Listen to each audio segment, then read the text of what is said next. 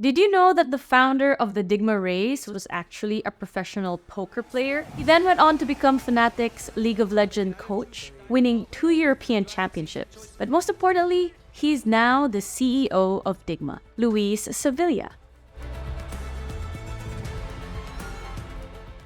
Let me ask you something. What do you think it takes to be a successful startup? Innovation, resilience, strategic execution?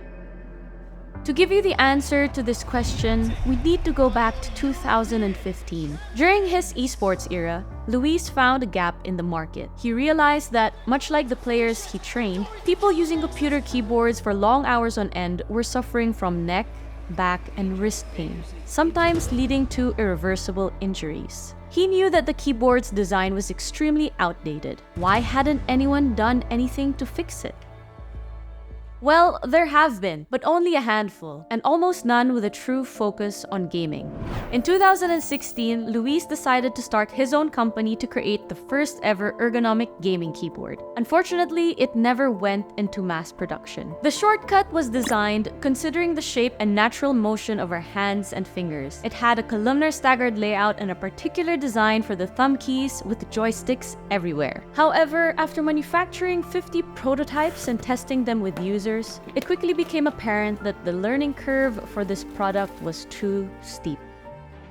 What the market needed was an ergonomic keyboard that wasn't too far off from a regular good old keyboard. A keyboard with a conventional layout that could be split in half to promote a better typing or gaming posture. A thumb cluster to relocate highly frequency keys to our strongest finger. A configurator software to create custom layers to make the most of your workflow. Hot swappable mechanical switches. And a low profile body, palm rests, and palm pads to help keep a neutral angle, avoiding wrist extension. To the Dygma Raise. To make this idea a reality, Luis had to have it crowdfunded. As luck would have it, they were able to raise $250,000. After 2 successful crowdfunding campaigns from December 2017 to January 2018, they had enough resources to begin development. It wasn't easy. A team of 4, at points 3, couldn't completely manage everything going on in this startup. Each person was in charge of 3 or more different departments. It came as no surprise that there were delays. What was supposed to be a campaign that would ship in 6 months ended up taking 2 years. As they say, hardware is hard. And it's even harder when you have a detail-oriented perfectionist such as Luis, trying to create a product that has never been created before. From getting the perfect light distribution for the underglow, to making sure that there was not even a 0.2mm gap between the keyboard's halves, to overhauling a major component of the keyboard, the neuron, formerly known as the Hubble, which involved getting the community to vote on the final decision. We carried on development, designing, iterating, prototyping, failing, delaying, and learning. We did what we could from our end to make sure that the design and quality of the components were top of the line. But the real hardships came from dealing with our suppliers in China.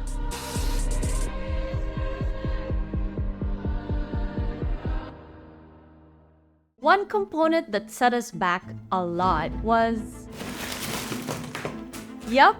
the palm pads.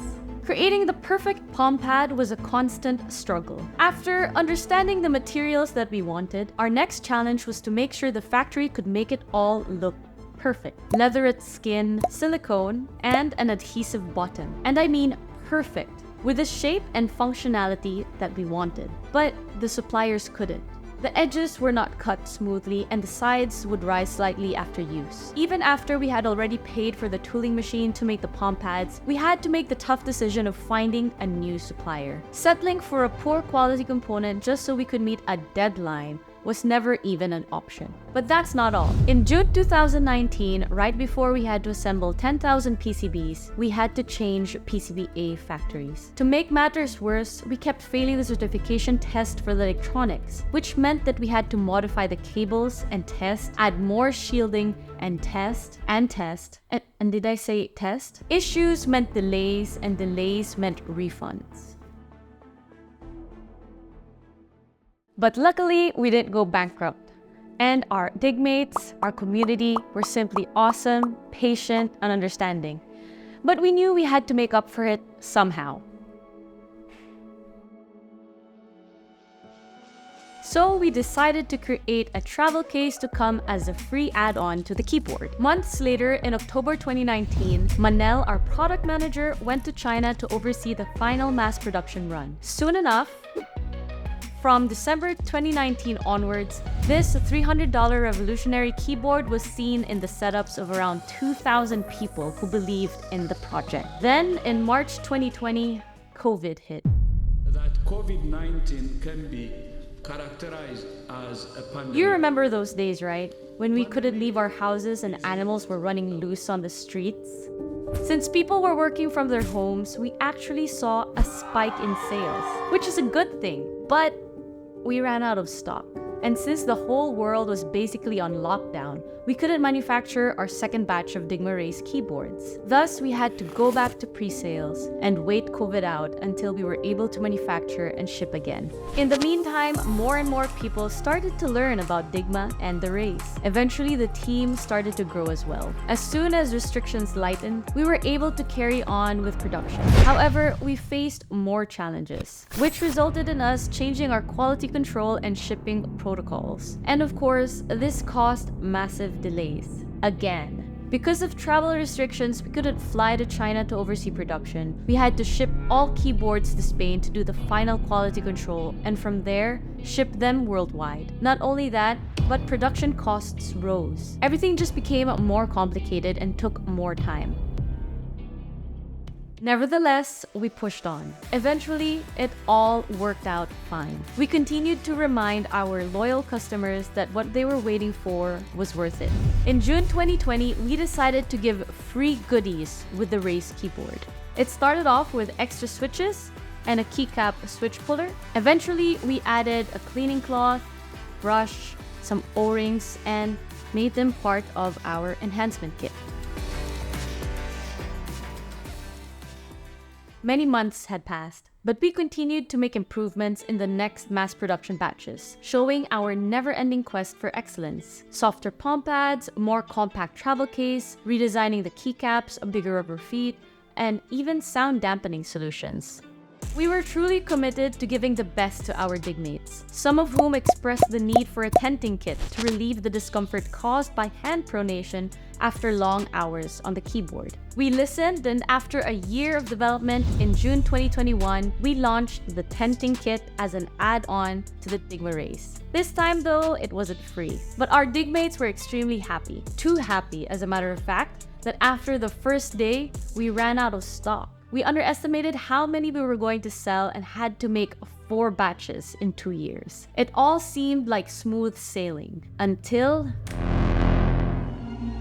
freezing issues with their keyboards. The Raise keyboards would freeze, become unresponsive, and the only solution was to unplug and replug them. We had no idea where the issue was coming from. What if we couldn't find a solution? What if the solution implied replacing all Raise keyboards ever sold? This could be the end of Dygma.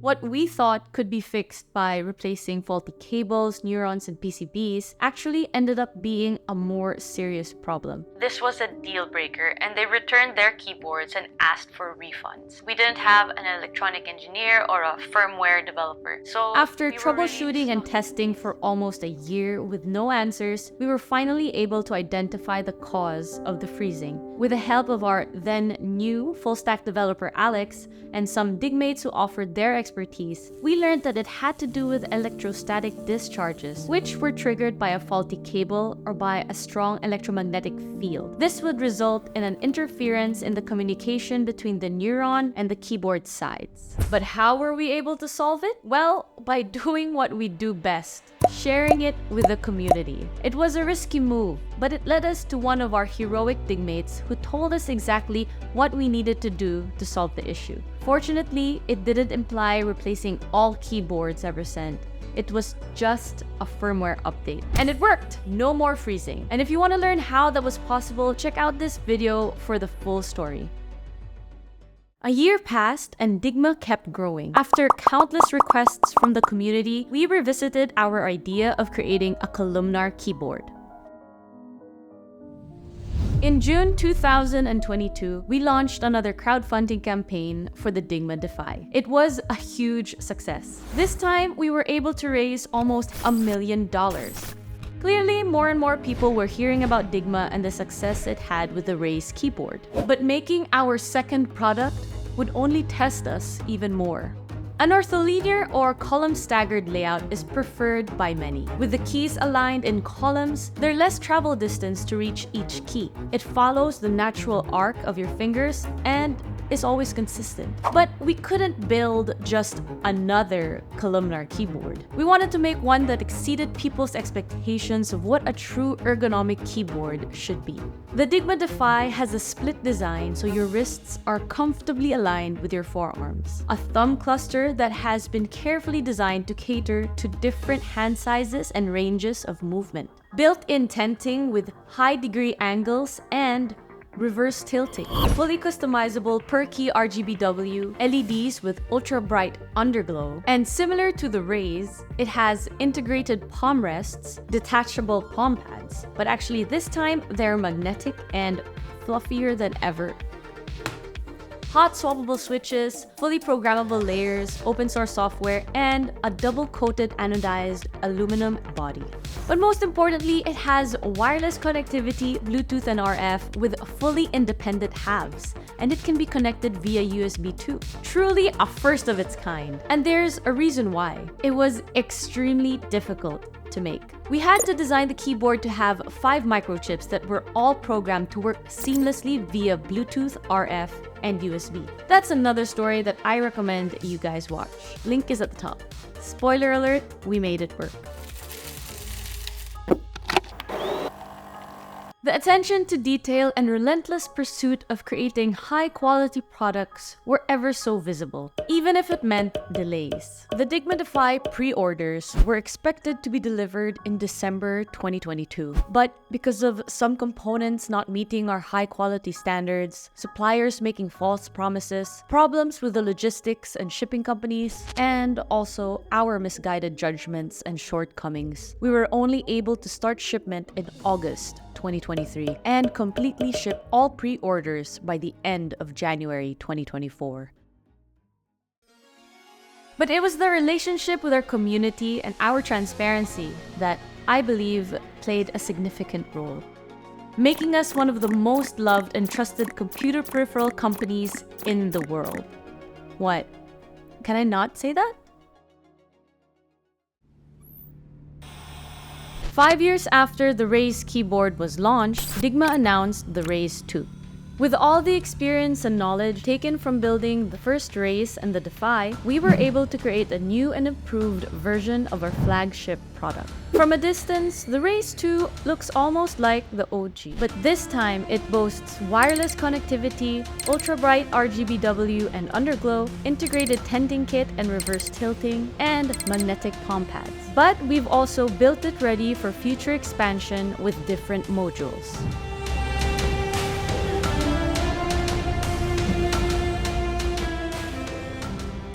What does it take to be a successful startup? Visionaries who understand market gaps, devise unique solutions, and show relentless determination are the ones who can successfully navigate through uncertainties and potentially succeed. They embrace failures as learning opportunities, adapt to the market's needs, foster a skilled team, and stop at nothing to ensure the user gets the best possible product and experience. For those of you who have been following our journey since 2017, you would know that our ambitions are insatiable. We're not stopping at keyboards, no siree. We have other products in the pipeline, and you can expect that we will always want to do better, to make better products, and ultimately to be the top ergonomic peripheral company in the world.